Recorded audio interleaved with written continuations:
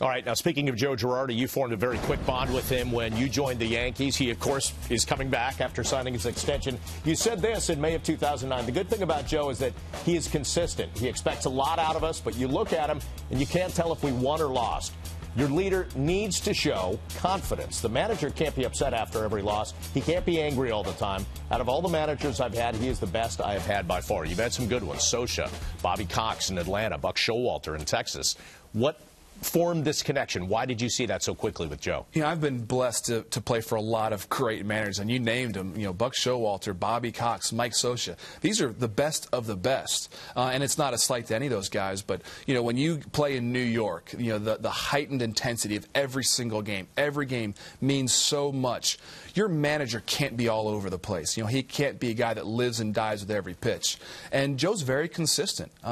He's a guy that really cares about each player, cares about their family. He knows that if you take care of your business off the field, meaning with your family and your health, then on the field you're going to be that much better. And you know, he has a great relationship with all of his players because of that. Now, you mentioned that, but to the media, he's a guy that pretty much plays it pretty close to the vest the majority of the time. So how different is he in that clubhouse when we're not around? He's really not that much different. I mean, Joe, he doesn't, like I say, he's not real high, he's not real low. And a lot of times it probably frustrates the media because, you know, Joe, just tell us what you really feel. He's not going to give that to you because he doesn't want to live and die with every game. Mark, tell us what you really feel. No, I'm only joking around.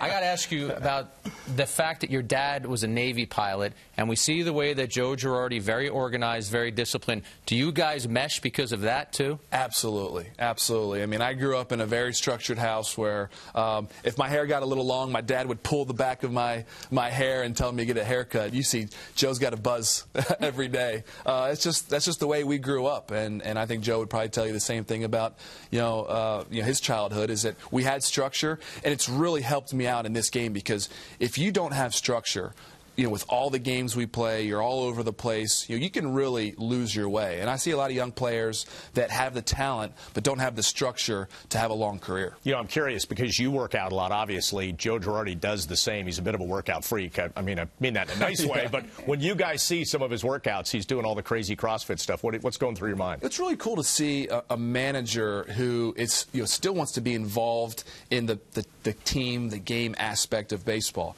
A lot of managers sitting there in their manager's chair in their office all day long, and some guys smoke cigarettes or watch TV, flip through the channels. Joe's out there doing drills with the catchers. He's out there working out with us. He's running with us. He's doing all those things. It kind of makes him more part of the team. How comforting is it for you guys knowing that Joe Girardi is going to be back and going to be here for a couple years now? That was the easiest sign of the off-season for us. I mean, Joe's numbers speak for themselves. I mean, Joe's won a lot of games. He's won a World Series. Like we talked about, he deals with the media so well in New York, deals with all of his players so well.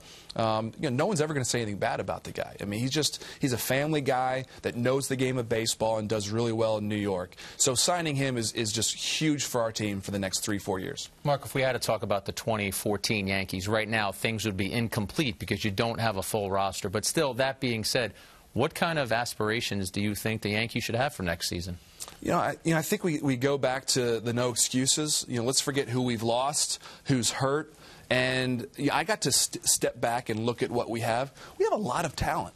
We were missing just a few pieces. We had a few injuries that we couldn't get over the hump with. And this season, no excuses. We're going to go out with the guys that we have. We're not going to, pour the Yankees. We don't have Mariano Rivera anymore. We don't have Andy Pettitte anymore. But who's going to step up? Are there going to be young guys? We're going to sign some guys. We're going to have a team in spring training that's going to be able to compete for a world championship. And that's our mindset going into every single season.